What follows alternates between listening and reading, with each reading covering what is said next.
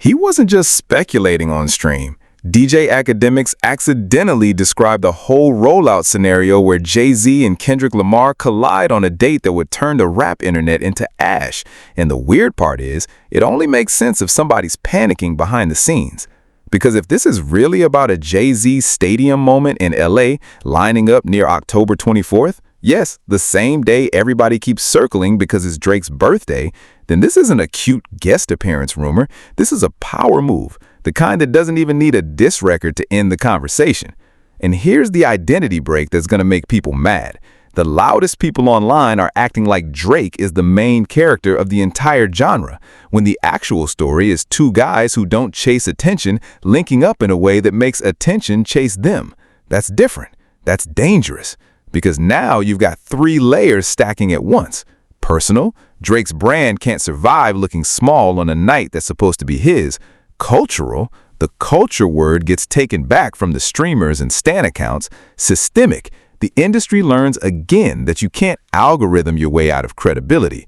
And stay with me, because later in this video, I'm going to point out the one detail Akademiks keeps joking about, the date, the city, and the type of venue that gives away what this is really about, and why certain people sound nervous even when they're laughing. Because if that piece clicks, then drop your thoughts in the comments, hit like, and subscribe. Let's get into it.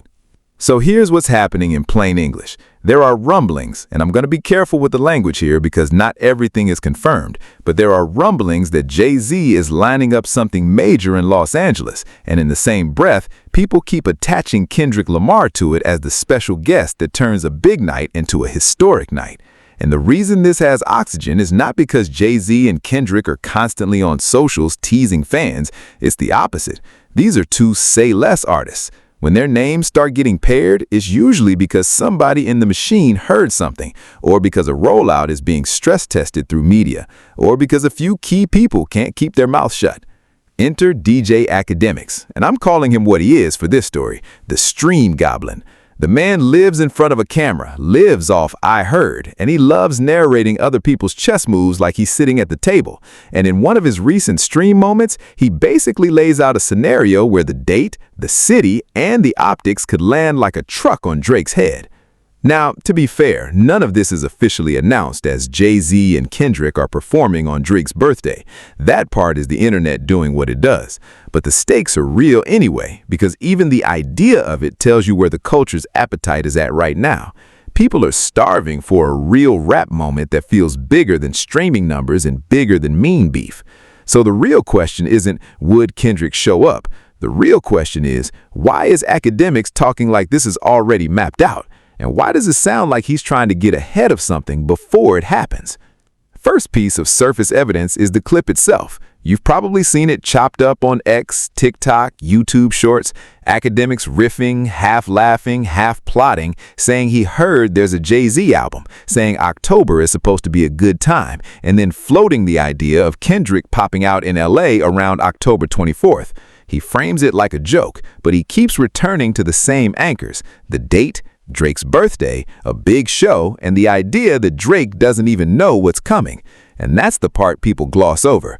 Why would the stream goblin keep emphasizing Drake doesn't know unless he's trying to make it a story before the story happens? If it's nothing, you say it once and move on. If it's something, you repeat it, you test the reaction, and you watch which fan bases start spinning up. Second surface piece is how fast fan communities turned it into a calendar event. Reddit threads, stan pages, reaction channels.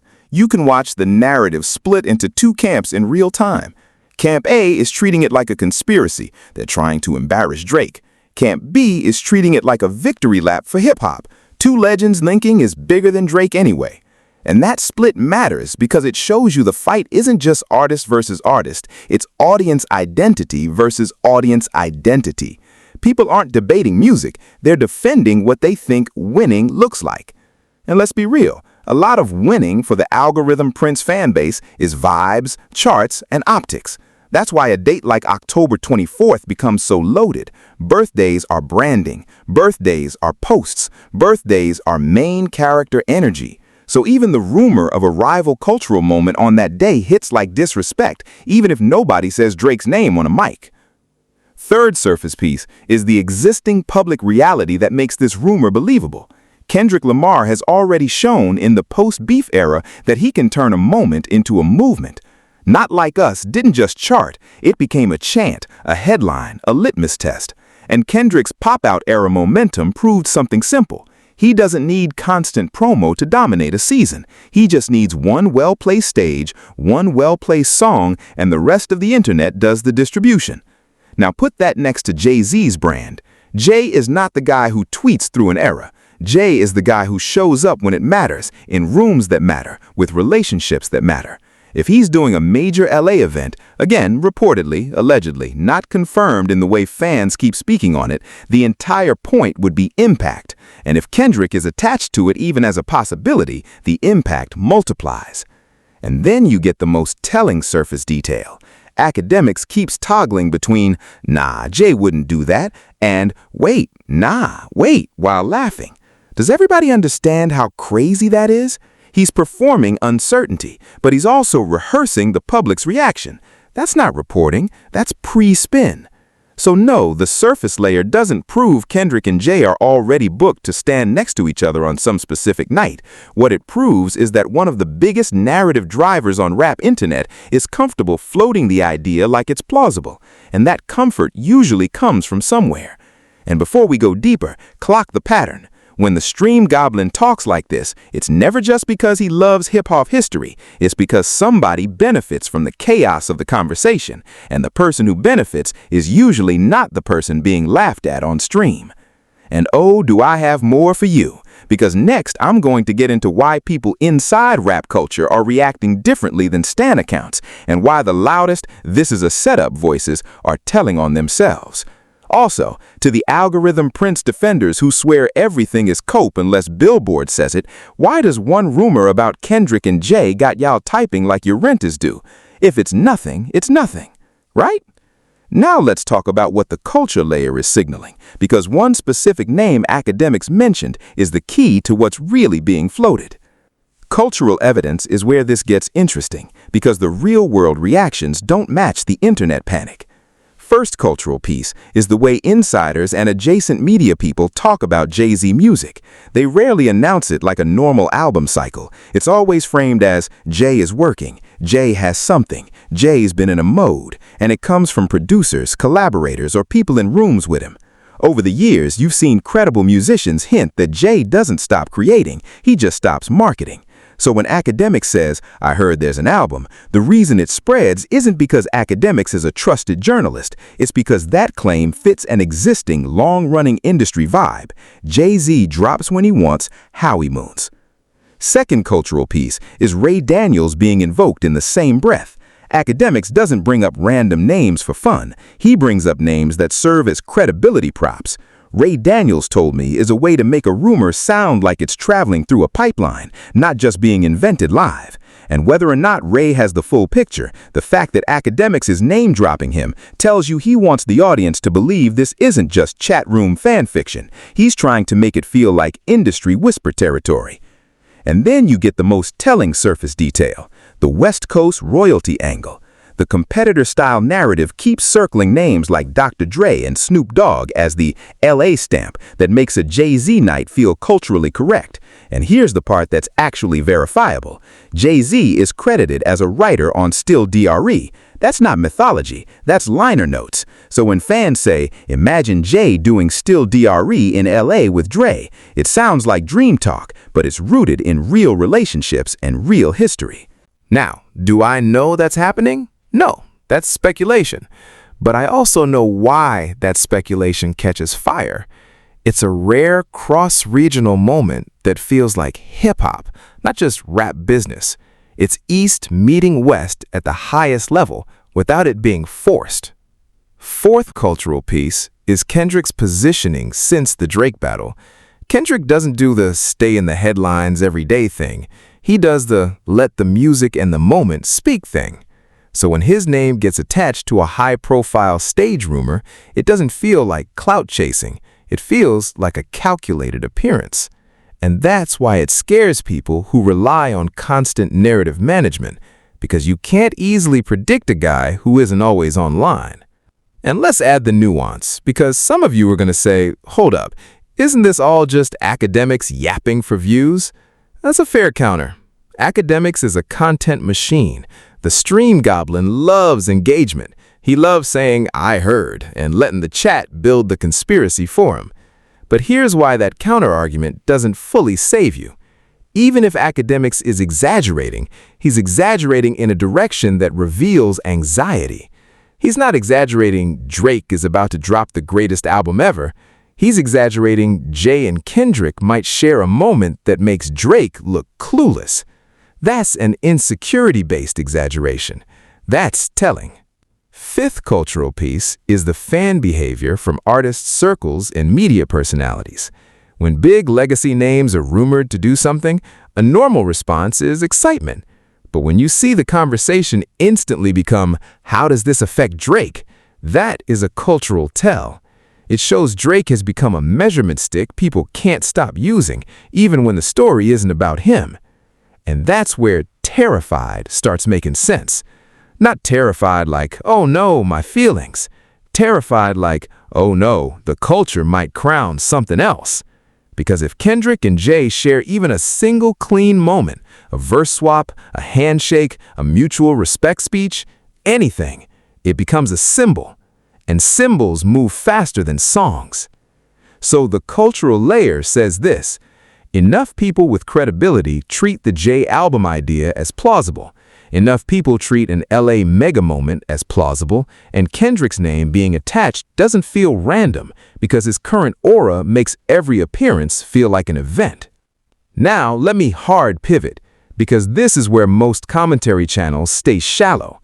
They keep it at who's up and who's down. The real story is the system that makes one rumor feel like a threat to an entire brand. Here's the pattern interrupt. This isn't really about Drake's birthday, or a spite show, or Akademiks being messy. It's about leverage, it's about business gravity, and it's about how the rap media economy uses a guy like Akademiks as both a thermometer and a weapon.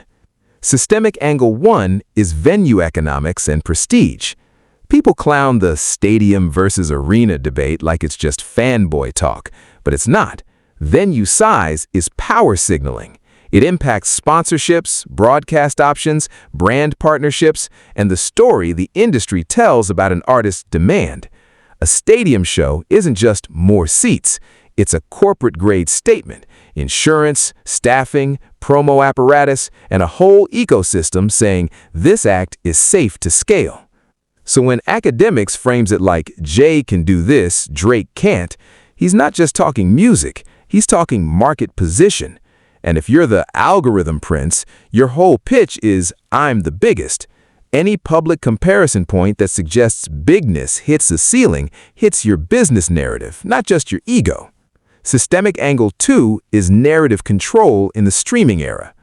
Drake's modern dominance, and I'm not taking away his success, I'm describing the machine, is tightly tied to constant visibility. Drops, features, posts, moments, memes, timelines. Kendrick's dominance works the opposite way, scarcity plus impact. Jay-Z's legacy works the opposite way too, minimal access, maximum weight. So if Kendrick and Jay align, even briefly, it creates a scarcity coalition. That's the best way I can put it. Two artists whose value increases when they speak less. And that coalition breaks the logic of the content farm. Because what does the content farm need? It needs daily fodder. It needs drama. It needs who responded. Kendrick and Jay don't feed that. They starve it. And a starved content farm starts lying, spinning, and screaming, which is exactly when you see figures like the Stream Goblin go into overtime, trying to anchor the story to Drake so the audience stays addicted to the same soap opera. Systemic angle 3 is relationship capital. Jay-Z is not just an artist, he's an institution. He's plugged into touring, management, sports, liquor partnerships, the whole adult table of entertainment. Kendrick, through PG Lang and his brand choices, has positioned himself as an artist who treats his work like a film studio treats releases, curated, paced, and intentionally framed. So if those two names share a moment, it's not just two rappers. It's two models of power that don't rely on being liked by the timeline. That's what makes other models look shaky.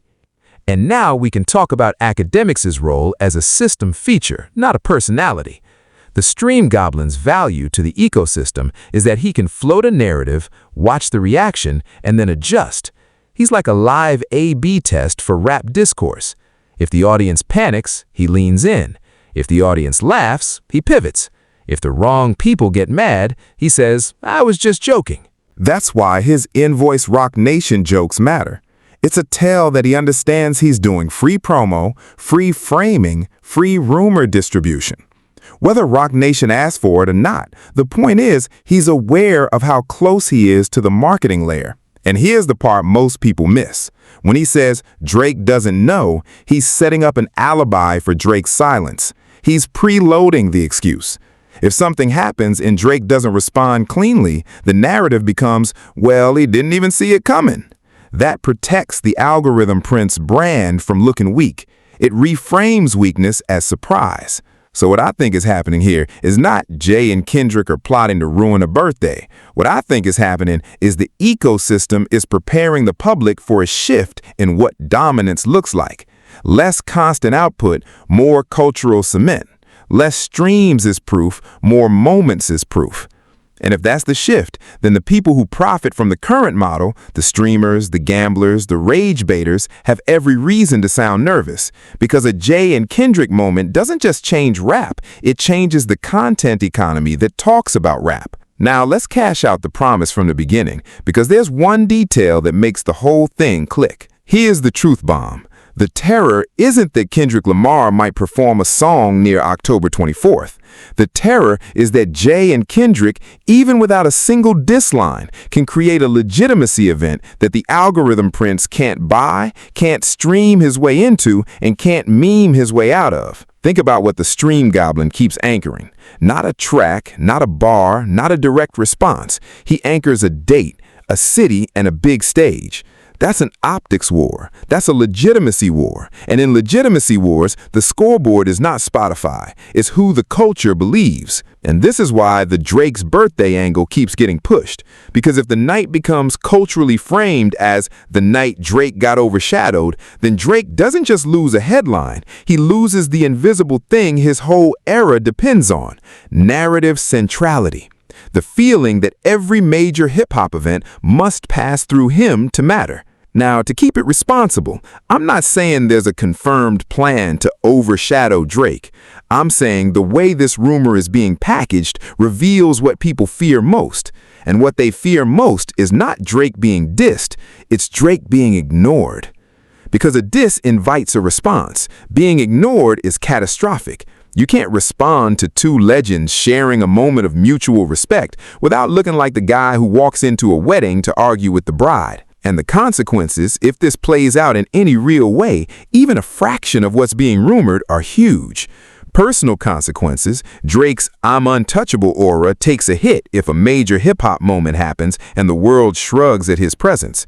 Cultural consequences: the rap is just numbers crowd loses leverage because the biggest story becomes artistry and legacy, not chart math.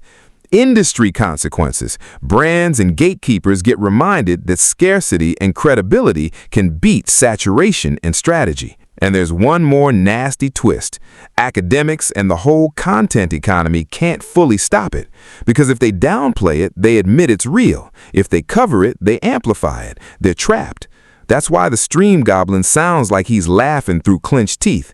He knows a legitimacy event is the one thing you can't manufacture with a chat room. So when you hear "they're terrified," don't picture fear like a person hiding under a bed.